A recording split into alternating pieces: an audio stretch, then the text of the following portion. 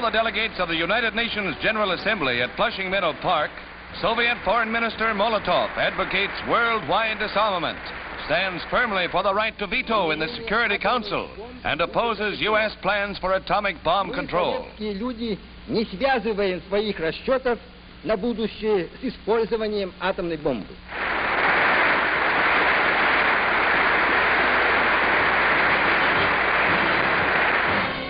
Warren R. Austin, head of the United States delegation, takes up the various points raised by Mr. Molotov and presents our side.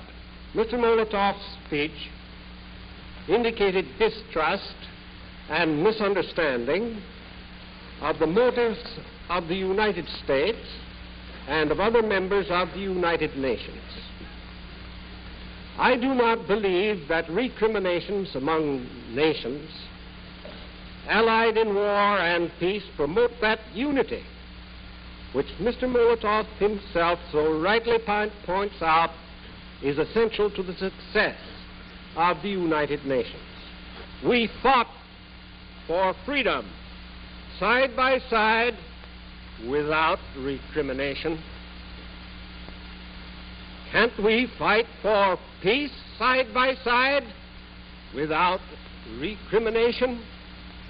We welcome the confidence expressed by Mr. Molotov that unanimous agreement among all the nations, both large and small, can be achieved on such vital matters as the control of atomic energy and on steps to lighten the burden of armaments and military expenditures which still rest so heavily upon the peoples of the world. The United States urges disarmament. Since the end of the war in Europe and the Pacific, the United States has progressively and rapidly reduced its own military establishment.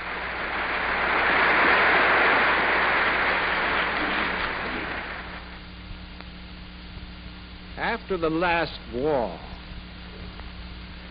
we made the mistake of disarming unilaterally. We shall not repeat that mistake.